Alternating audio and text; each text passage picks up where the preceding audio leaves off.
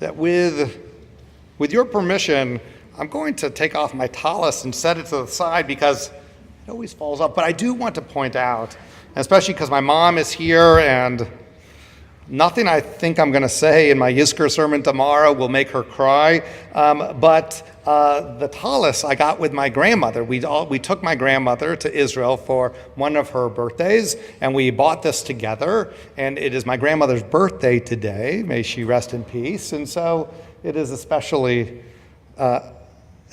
special to be wearing it and to have that here. Except that as I continue to talk, it will fall off, and so maybe that's enough to make my mom cry. Labels are a funny thing. Now, I'm not talking about the labels on your new shirt that itch your neck, or the label that's on your mattress that you absolutely are not supposed to remove. I'm talking about labels that define us, labels that somehow describe us. Some of my labels would be that I'm Jewish, I'm American, I'm Caucasian, I am male, I am a rabbi. And what can you learn about me from these labels? Am I more or less likely to vote for a certain candidate, or to live in a certain neighborhood, or to buy a certain product? Now, of course, entire industries have been created to figure out what I am going to do by the labels that are attached to us. Just think of the Facebook scandal that took place this past year. And of course, as we learn more information about each other, we create our own implicit biases as well. But let me add one more label to the profile that you have of me. And I want you to think about your first reaction about what I'm going to say. How do you think that this next label defines me in some way? Now pay attention, because I'm going to ask for a few responses. I am a Zionist.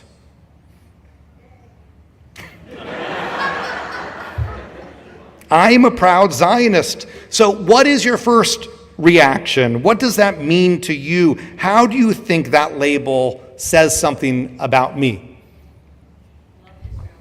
That I love Israel. A yay in the back. Marty, I see your hand. That I'm not afraid. Interesting. Okay. Kelly. That I'm passionate. A true Jew, which is an interesting response. Another response. Yeah.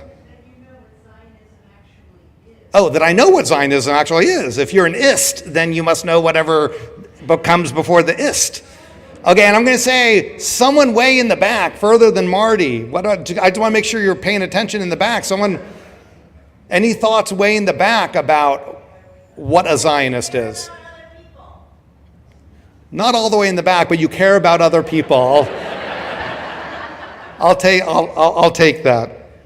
So I am a proud Zionist, a lover of Israel, a critic when needed. And Israel, like all democracies, needs our critique.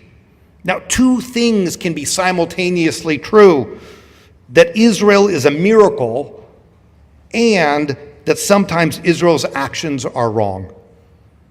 And that is what I want to grapple with tonight.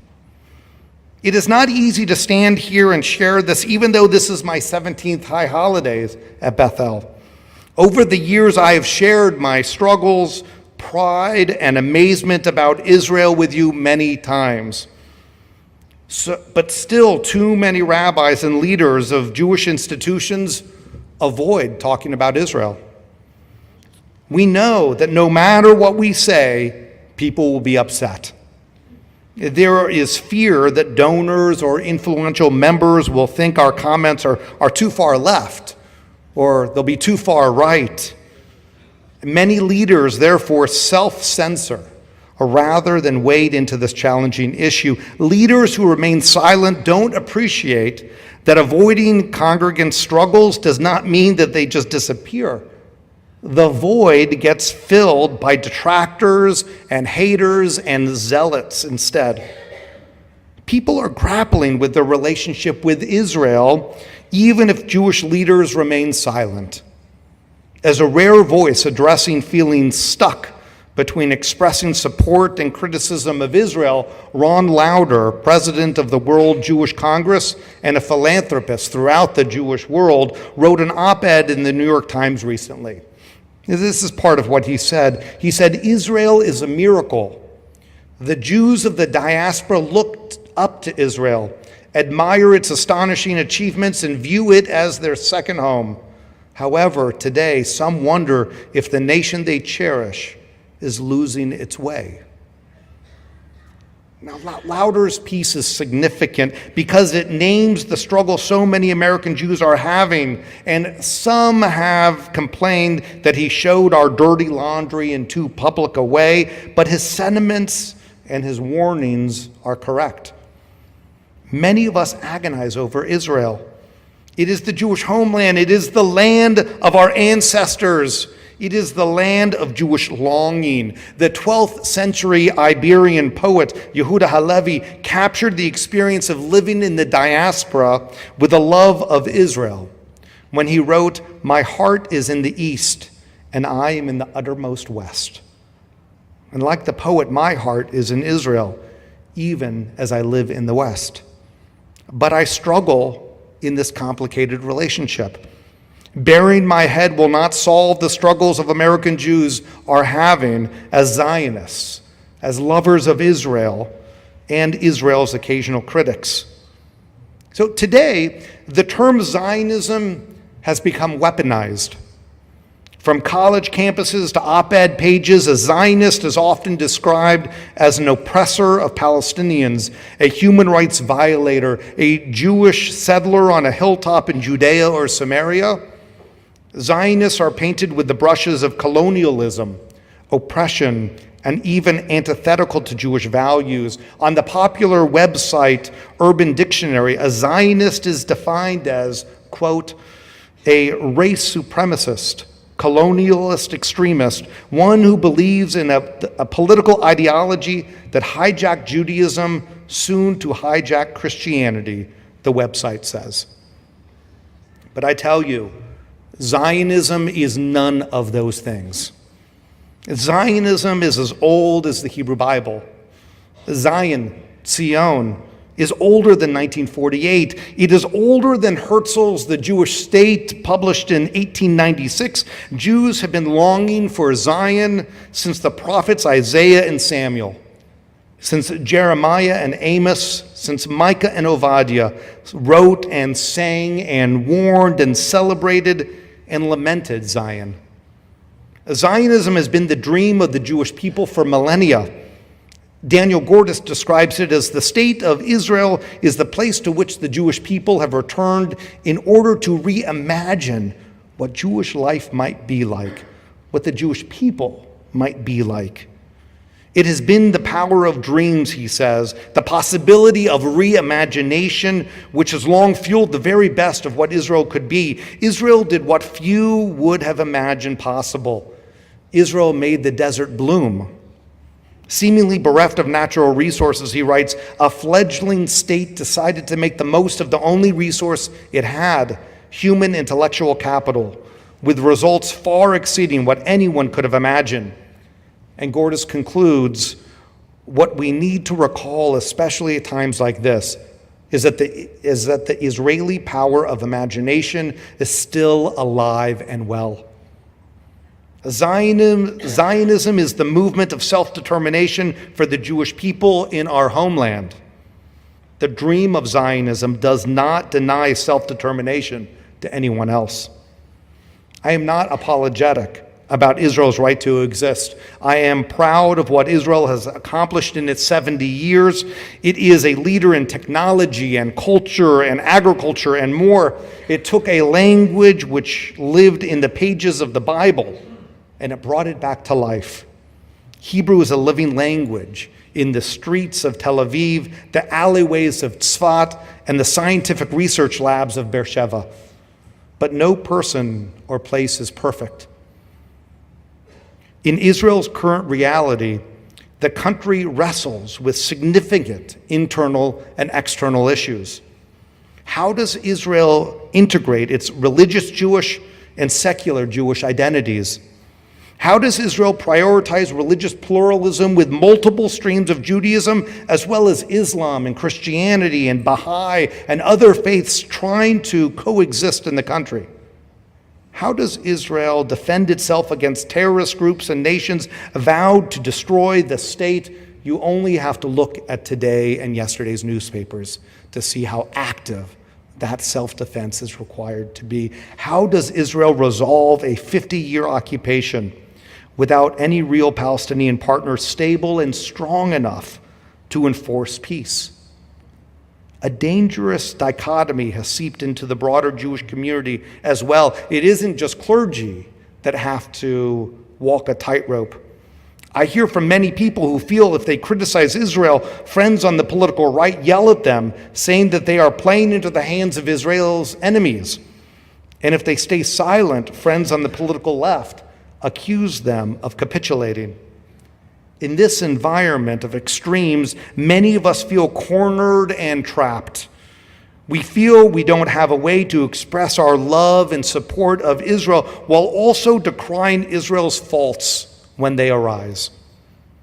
Being a Zionist is filled with complications, a myriad of narratives, and hard conversations. As a lover of Israel and a liberal, I stand before you having felt stuck and sometimes alienated by the land I love. It feels like many Israeli policies concerning the diaspora, Jewish identity, religious pluralism, conversions, or marriage by non-Orthodox rabbis and other issues devalue the Jewish communities outside of Israel. It feels like Israel assumes I will support the country no matter what it does. So on the eve of Tisha B'Av this past year, when Prime Minister Netanyahu placated the ultra-Orthodox parties by detaining my colleague, Rabbi Dubi Chayun, a conservative rabbi in Haifa, in a pre-dawn arrest at his house, and his crime was simply performing marriages outside of the restrictive Orthodox rabbinic courts. In that case, our stream of Judaism was momentarily negated in Israel. Or last year, Netanyahu, after lengthy negotiations with the different movements of Judaism, pulled back from upgrading a section of the Kotel available for non-Orthodox egalitarian prayer services. It has only now been approved for expansion by using a loophole requiring it to be handicap accessible, thus bypassing the committees dominated by the Orthodox parties. Or this summer, when American and Israeli activists were questioned at Ben Gurion Airport upon arrival as an act of intimidation designed to quell criticism of government policies. And Israel's new nation-state law, which affirmed the country's Jewishness, but also pushed Israel's Arab citizens further to the margins of Israeli society. These are all wrong. And I am fearful of the insidious, destructive impact of occupation on Israeli and Palestinian societies. What is the impact on the 19-year-old Israeli soldier stationed at a checkpoint or patrolling villages? What's the impact on the 19-year-old Palestinian waiting to pass through a checkpoint? What is the societal impact for each people? Each of these incidents pulls at me. Israel is not perfect, but in countless ways, the dream of Israel is already a reality. From reading the headlines in the U.S., you would not know that the Israeli Supreme Court Justice, Salman Jubran, just retired from the High Court as he reached the mandatory age of 70. Justice Jubran is an Israeli Arab who sat on the Supreme Court since 2004. Did you know that Israel had an Arab Supreme Court justice? Did you know the Israeli Knesset has 18 Arab Knesset members? While the relationships are often tense, it proves the strength of Israel's democracy when Arab Knesset members can push back against the state from the parliament's floor. Beyond the conflict, they are allies with other Knesset members on various issues. So let me be clear, an Arab Supreme Court justice, over a dozen Arab Knesset members, growing numbers of Israeli Arabs attending universities throughout the country, these are not the actions of an apartheid state. Anyone calling Israel an apartheid state is only trying to win a quick soundbite, but they are not describing Israel. Israel is short of its best, but its national ideals are captured in its Declaration of Independence. The state of Israel, it says, will foster the development of the country for the benefit of its inhabitants. It will be based on freedom, justice, and peace, as envisioned by the prophets of Israel. It will ensure complete equality of social and political rights to all its inhabitants, irrespective of religion, race, or sex. It will guarantee freedom of religion, conscience, language, education, and culture. It will safeguard the holy places of all religions. Israel's not quite there yet. Neither is America. My struggle as a liberal and a Zionist is encapsulated by Israel's internal dynamics with its LGBTQ community. On the one hand, Israel's gay pride parades march throughout the country this summer. Incredibly, more than 250,000 people participated in Tel Aviv's Pride Week. 250,000 people. It was the 20th anniversary of the celebrations, but then the Knesset, dominated by conservatives, passed a law excluding gay men from utilizing surrogacy to become fathers. People filled Tel Aviv's Rabin Square in protest. Charles Dickens was not thinking about Israel, but maybe he was correct. It was the best of times, it was the worst of times. It was the age of wisdom, it was the age of foolishness. In the face of the political left and the political right, loving Israel is complicated. And I appreciate what Dickens was describing. On the American left, I am disgusted by the pervasiveness of intersectionality. When Linda Saussure, one of the leaders of the Women's March on Washington, says you cannot be a feminist and a Zionist, she advocates a one-state solution which would destroy Israel, I no longer have common ground with her. When the protesters gathered in North Dakota at Standing Rock to fight for indigenous peoples and against the Dakota Access Pipeline, anti-Israel slogans and flags and banners appeared. Our common ground was shaken. And at too many Black Lives Matter events, Israel is degraded. In many progressive circles, their hate of Israel taints their cause. Last summer in Chicago at the Dykes March, a Jewish group was banned from participating because they carried a rainbow flag emblazoned with the Magen David, the Jewish star, on it. And they were told that the flag was contrary to the march because the star was a symbol of oppression. And at this year's Dykes March, scores of Palestinian flags were carried by the crowd instead. Marches, protests, and movements on the political left are being co-opted by haters of Israel. And there's a funny paradox, of course.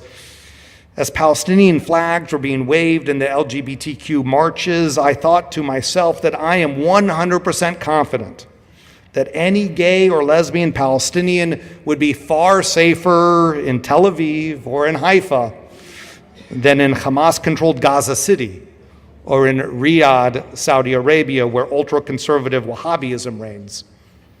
The blurring of issues amongst American liberal movements forced me to excuse the anti-Israel rhetoric of the left, which I cannot accept. And on the American political right, there is a lack of will to hold Israel accountable when needed. My response to this quagmire where I cannot turn to the left and I cannot turn to the right is to reject its very premise. Maybe Deuteronomy was correct when it said, Ushmartem la'asot ka'asher tziva Adonai Elohechem etchem, lo ta'asuru yamin u'smol. Be careful to do what the Lord your God has commanded you. Do not turn to the right or to the left. I reject the binary alternatives I'm being forced into. I reject the notion that I either have to be a liberal and therefore attack Israel in the name of the oppressed, or I need to blindly accept and support all Israeli policies. I am a liberal and I'm a Zionist. In spaces where Israel is wrongfully demeaned, accused, and undermined, I will speak out. When people challenge Israel's right to exist, I will stand up. And when Israel does wrong, when Israel is not living up to its ideals, I will also speak out. When freedoms of the press are challenged, civil rights are restricted, and the politics of the immediate outweigh the statesmanship of true leadership, I will speak out. And I will speak out about the incredible things happening in Israel as well. Independent of, or maybe despite, the many complexities of the country, Israel continues to do miraculous things. So I want us to take a step forward together. That Bethel is a community in which we are honest about our struggles, our joys, our sheer awe that the state of Israel exists. This is the more difficult path, but it is also the authentic path. Lo tasuru yaminu smol. Do not turn to the right or to the left. This year, a number of congregations have joined together in a new campaign started by members of Congregation Tifereth Israel in the district. It's called the Campaign for Jewish Values in Israel. And while each congregation is implementing it in their own way, it is a joint effort to connect directly with Israel and support amazing NGOs having a positive impact on Israeli civil society. At Bethel, we're doing this alongside our traditional Israel Bonds appeal tomorrow, but you all have seen tonight this flyer speaking about support Israelis work for social change. This will provide you options for engaging which you may not have known about. Rather than feeling constricted by the poles of the left and the right, let's lean into Israel more. The NGOs we have selected are Masorti, which is the conservative movement in Israel and works on religious pluralism in the country. The Jerusalem YMCA Chorus was founded by Bethel member Micah Hendler and brings together Jews and Palestinians to sing together. And they've received numerous awards for their work. The Association for Civil Rights in Israel is Israel's oldest and largest human rights organization and the only one dealing with the entire spectrum of rights and civil liberties issues in Israel and the West Bank. Magen David Adom is Israel's national ambulance, blood service, and disaster relief organization, serving as emergency medical first responders in the country's 8.8 million people. And Israel Aid works to provide long-term disaster relief, rebuilding in 47 countries around the globe. Israel has been the first to set up emergency hospitals after typhoons in the Philippines, to give aid after earthquakes in Haiti and Japan and Nepal, and to caring for asylum seekers in Greece. If you feel moved to support these groups, information is on these flyers. We're also bringing a wide range of programs to Bethel as we continue the congregational theme of Israel at 70 years old. Yehuda Kurtzer, the president of the Shalom Hartman Institute of North America, will be here at Bethel on October 16th. Yehuda is a thought leader in this complex relationship that I've been discussing. And this is part of an initiative of the Washington Federation and the Hartman Institute. Yehuda's talk is titled "The Moral, the Political, and the Partisan: Jewish Community and Values in an Era of Polarization." Zach Schaefer will be here to share his incredible experiences as a millennial navigating the space of being a Zionist amongst peers, pushed to indifference by the complexities of Israel. 2 years ago, Zach and I visited Israel and the West Bank together.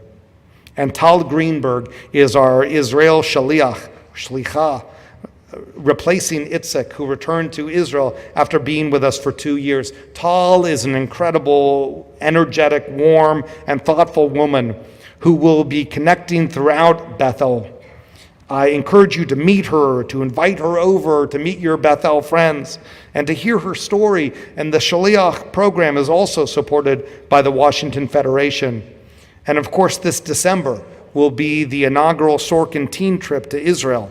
Inspired by Jerry Sorkin, Zichrono Livracha, Bethel's past president, our religious school 10th graders will travel to Israel together with a special curriculum to build their leadership skills and to connect with the land. It is expected that this will be an annual trip for each 10th grade class of students who complete the upper school program. And next July, this upcoming July, I'll be leading a family mission to Israel, and you're invited to join. In the year ahead, let's lean into Israel. Together, let's deepen our relationship and unpack it and challenge our labels of each other. We need Israel, and Israel needs us. So from a place of love, I will offer Israel tochacha, critique when needed. But I will not be absent or silent from conversations or spaces which wrongly undermine Israel's right to exist. I will not acquiesce to the narrative of Israel as a colonialist. I will not allow people to excuse terrorism as an acceptable response. Rabbi Jonathan Sacks has written, the prophet Jeremiah kept warning the people that the strength of a country does not depend on the strength of its army, but the strength of its society. Is there justice? Is there compassion? Are people concerned about the welfare of others or only about their own? Is there corruption in high places?